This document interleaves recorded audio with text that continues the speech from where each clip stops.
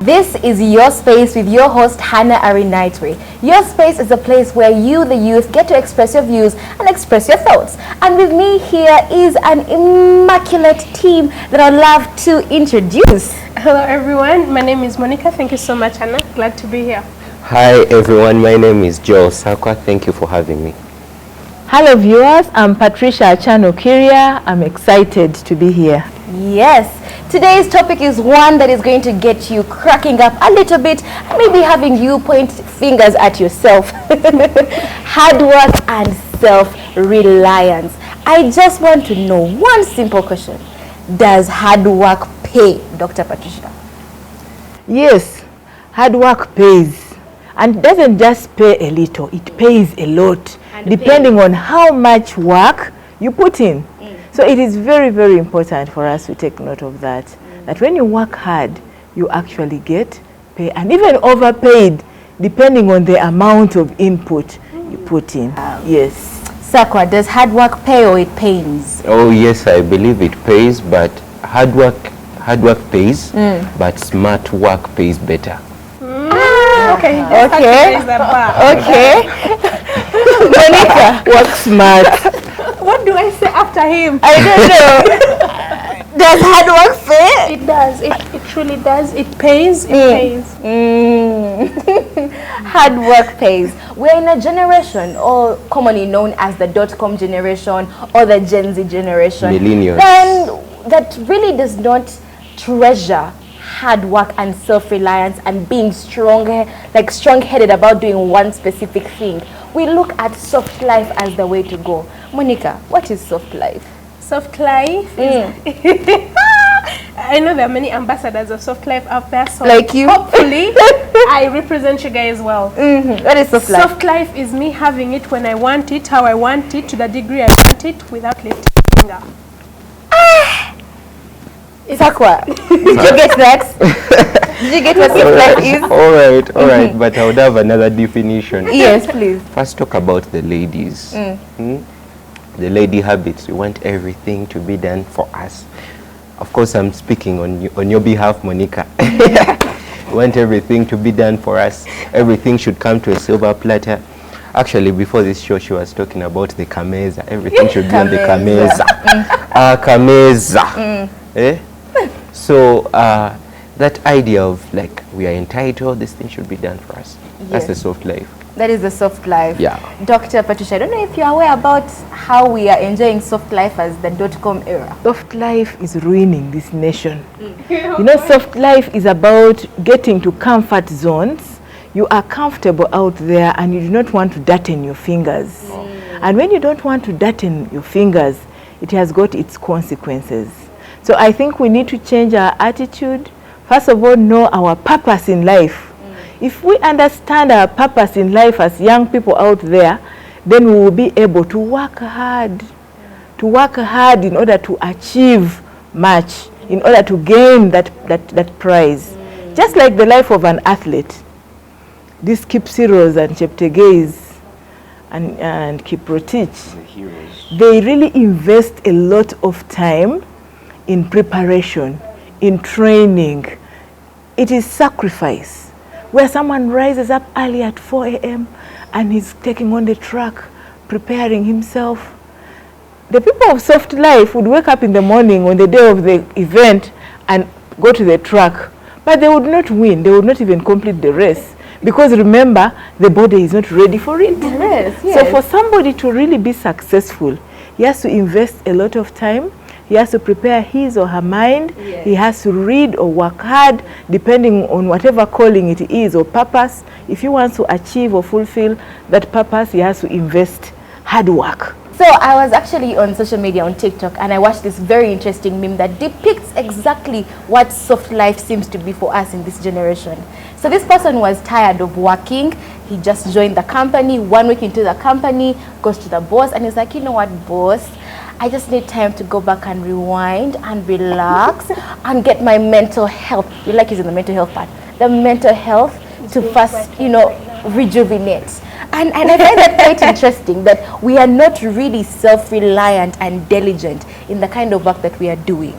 Monica, you do have an experience in terms of soft life. Yeah, okay. I don't know. I think it's also the fiber we have.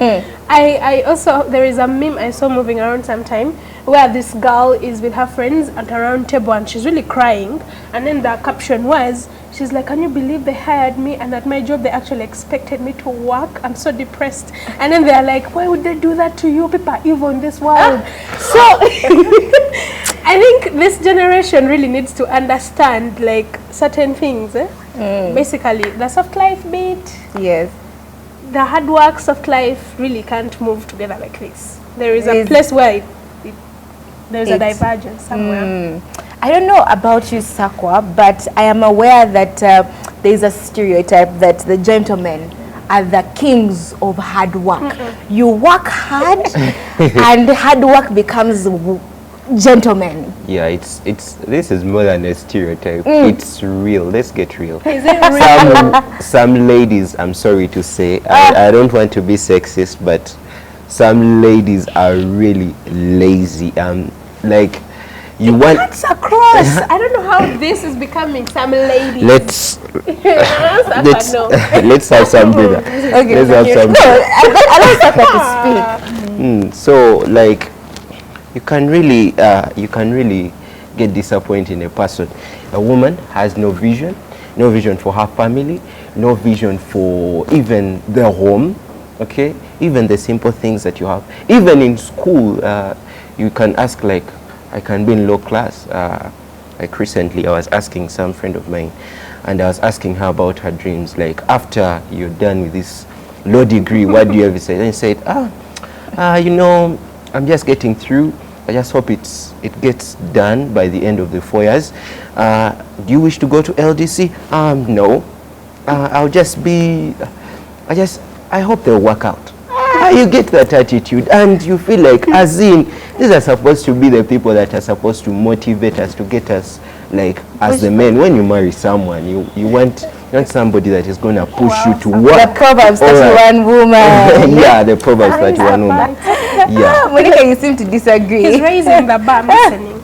Yeah. But I think as much as there are so many stereotypes, it's a two-sided issue. Both men and women should be hardworking and desist from laziness. But then I'd ask Dr. Patricia, why should we work hard? Why should we live soft life and focus on hard work? Thank you very much, Hannah. I think the Bible says, he who does not work shall not eat. Because the way God created our bodies, these bodies, man, are supposed to work. And not just work, but work very hard. Because whatever we eat, we're supposed to burn it out through hard work.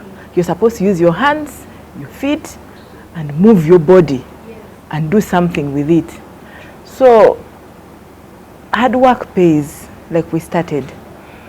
And we said, he who does not work shall not eat. Right. Yes. Laziness, these comfort zones we were talking about, soft life, actually brings poverty. I was chatting with Sakwa a short while ago, and he reminded me that his mother would say, a little sleep, a little slumber, and poverty will come like a bandit, and scarcity like an umbrella. So poverty comes like a bandit. And it is very important because our values, the national value, is it 6 or 5? Says hard work with resilience. Hard work with resilience. Meaning that we're supposed to work hard with perseverance. Irrespective of sex or male or female, we are all supposed to join hands and work hard. Recently, some women were talking about echimeza, sentences chimeza.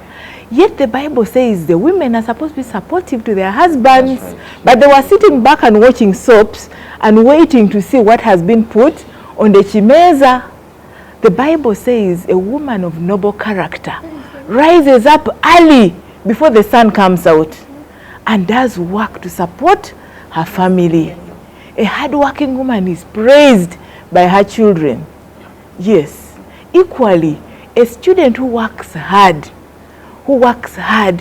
can excel in exams. What does working hard mean? Sacrifices. You have to sacrifice some bits of your time. You have to sacrifice your energy, wake up a little earlier than everybody else, at 5 o'clock, while others are sleeping, and read. You go the extra mile with everything. And even at workplaces, the person who goes extra mile is able to pay attention to detail, is able to give a good analysis to their documents, is able to do work with minimum mistakes, minimum supervisions, because he does not require a lot.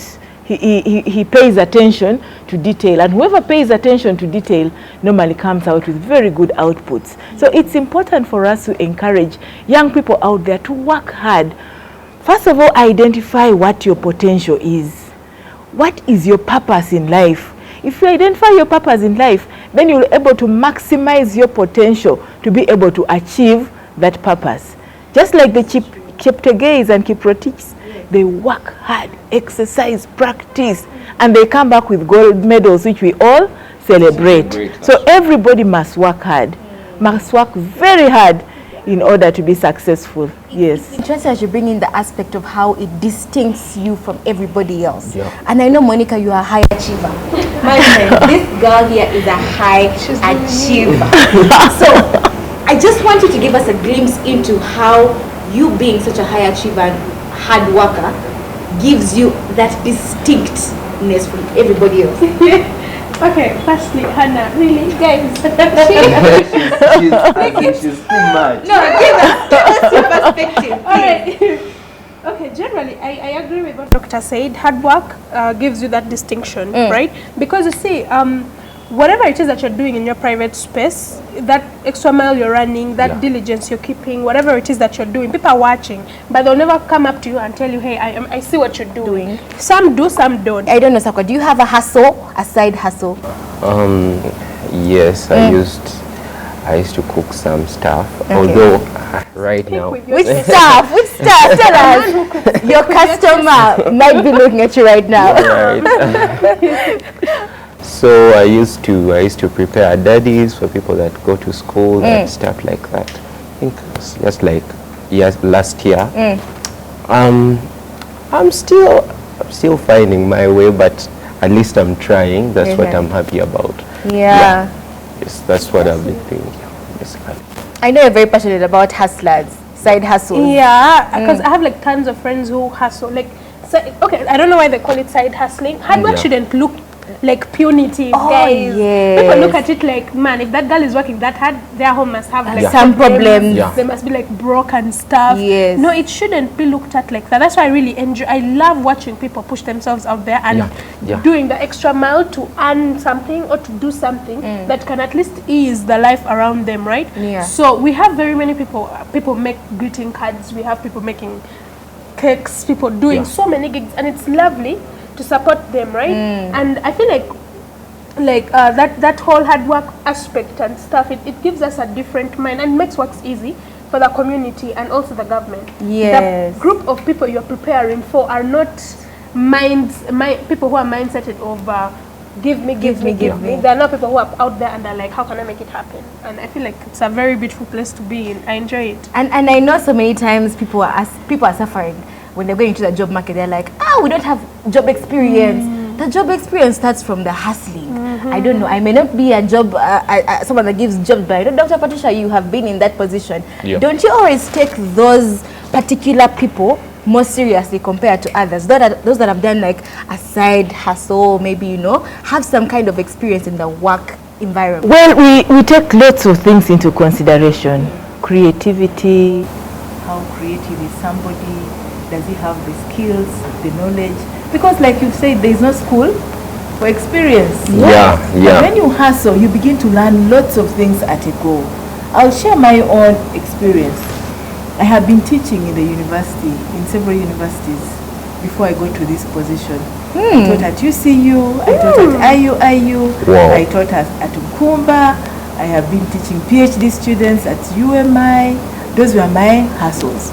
But teaching would make me more knowledgeable at work, because I would be teaching the areas. Like if I teach you administrative law and ethics, and I'm working with the Ministry of Ethics and Integrity.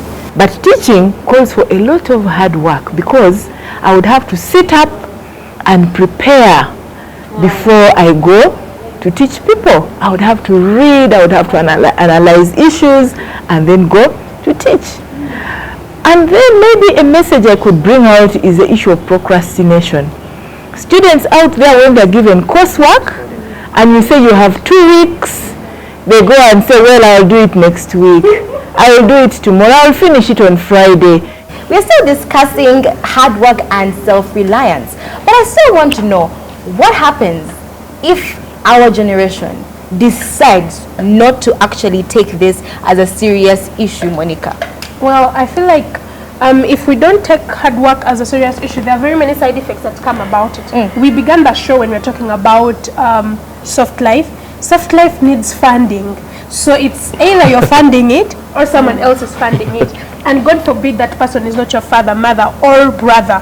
Whoever is funding that soft life expects certain things. So in the end, that soft life may become a little more expensive, like way more expensive than you're willing to give. It becomes a problem. And then there are very many ripple effects of whatever it is that you may be willing to give up, right? Sugar daddy coming in, sugar mommy coming in, and sometimes it's even the dirtiest of hassles. These one-time breaks that really give you a lot of money, but it's a very dirty game, right? Yeah. But then when you backdate to hard work, there is a certain peace of mind that comes with having your own money, knowing that yes, this shoe I'm wearing, I bought it with my money. The car I'm in, it's my car. It's no one is going to come up to me and be like, give me back if you're not willing to give me A, B, C, and D. You get? So I feel like it's very detrimental for our community to sit back and want more of the soft life and shun hard work as a whole. Like I said, hard work shouldn't be looked at punitive. What will happen to our generation if we decided to really ignore hard work and self-reliance? The generation will die of poverty. Because if people do not work hard today, then we are headed for doom. We're headed for doom because everybody will be sleeping and waiting for government to give handouts. Where will government get the handouts? Because government needs to collect taxes. Where will the taxes come from if the people are sleeping away? So the other proverb Joel was telling us here about a little sleep, a little slumber, the poverty will come as a robber. Poverty will rob off the country. So it's very, very important that people rise up and embrace the attitude towards work, apportion their time towards work very, very well, and their outputs will speak for themselves. Even as students, they should not come out and begin lamenting, oh, there are no jobs, there are no jobs, there are no jobs. There are projects way back which are started as student projects, like Where We Belong, Uganda Christian Lawyers Fraternity. It was begun as a project by the students. And then later on, they begin to employ so many legal officers, they begin to do legal aid, and then you see branches all over the country. They're doing legal aid and they're getting support from different ways and from members.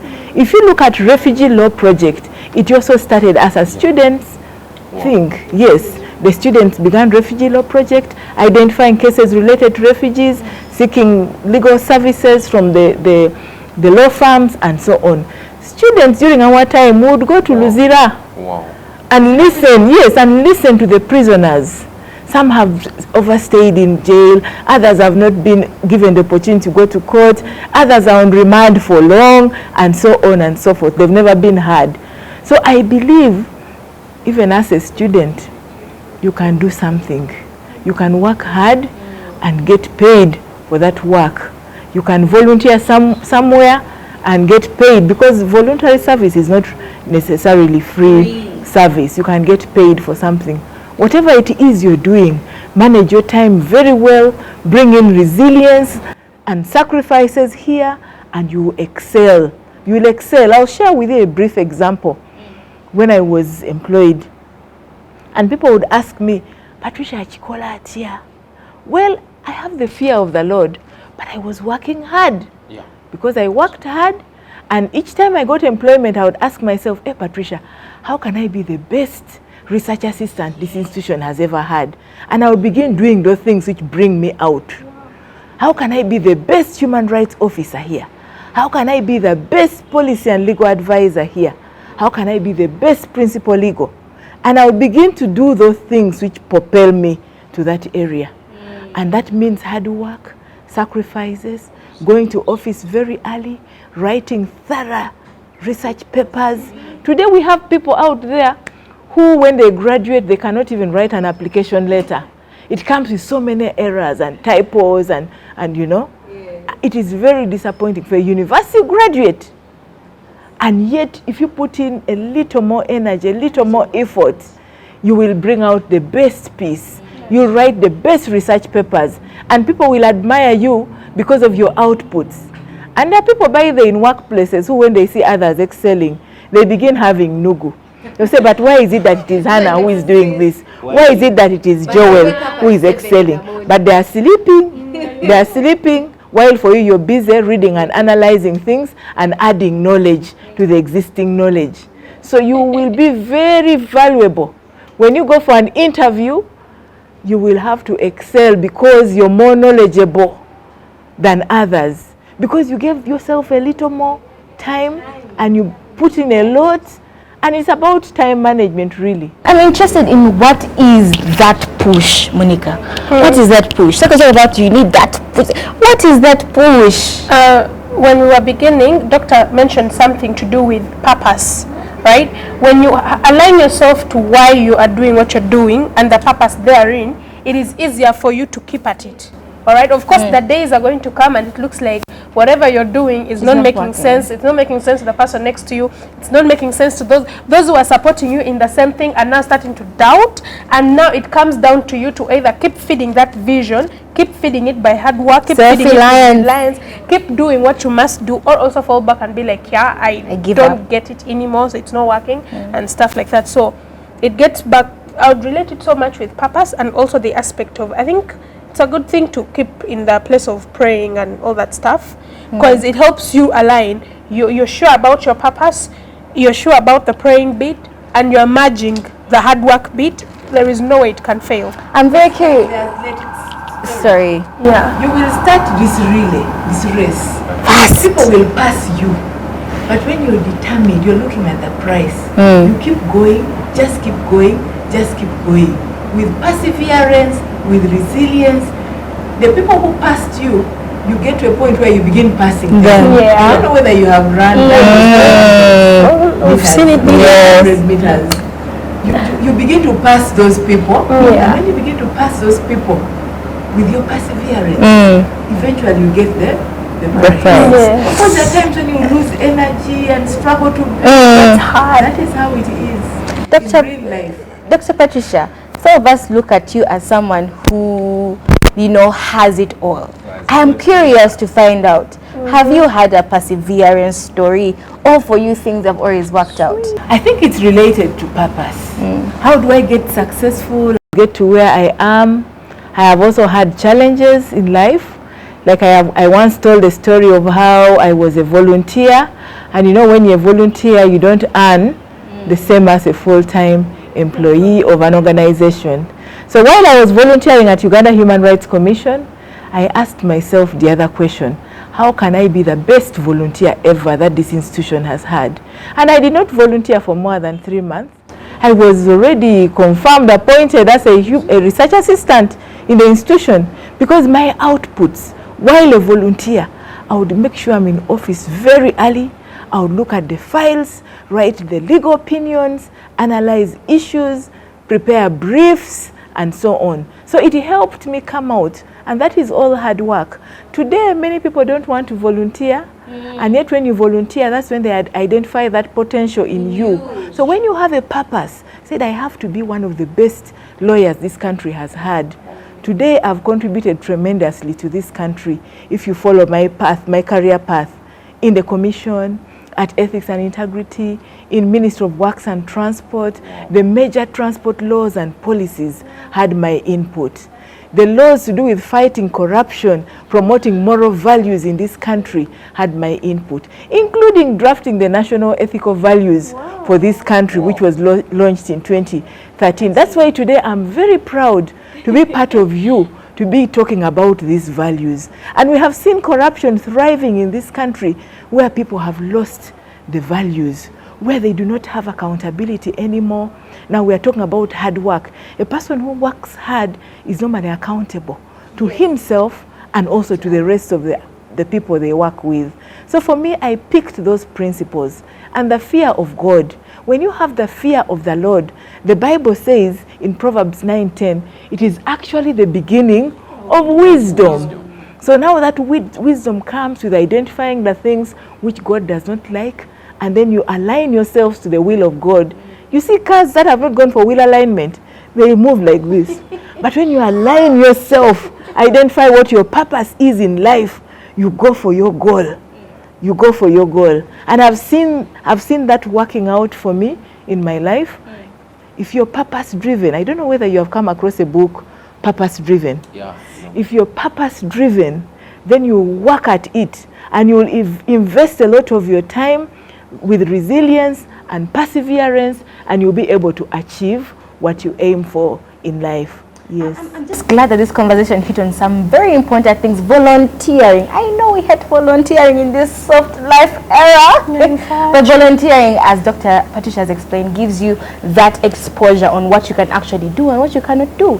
And I think I'd just like to have our final words on this topic of hard work and self-reliance. Monica. Yeah, thank you so much. It's been a very interesting conversation. My final words are, keep at it. If it gets hard, keep at it. If it gets harder, keep at it. There are fruits, and the fruits are way sweeter than anything you'll ever receive freely given to you by someone else. Joe? Yeah, thank you so much, Hannah. I think this is one of the very best conversations we've had. Apostle Grace normally says that there are very many gifted men out there, but the distinguisher is the input. How much more do you put into the dream and the goal that you have? And he says that if you've done all that you're supposed to do, I mean everything in the book, what more have you done to make what you want possible? I think that's important for us to note. Building this nation requires ladies and gentlemen and youth who are hardworking. So if we are to rebuild, like in the book of Nehemiah, rebuilding the walls of Jerusalem, if we are to fight corruption, I think we need to come out as hardworking people, young people out there, embrace hard work. Because those who do not work hard take to stealing, they take to becoming part of gangs, they take to contributing to those negative values and degenerating the kind of these values we were talking about. So I think it calls for hard work, and hard work pays. It pays much more depending on how much you're putting in the hard work. Yes.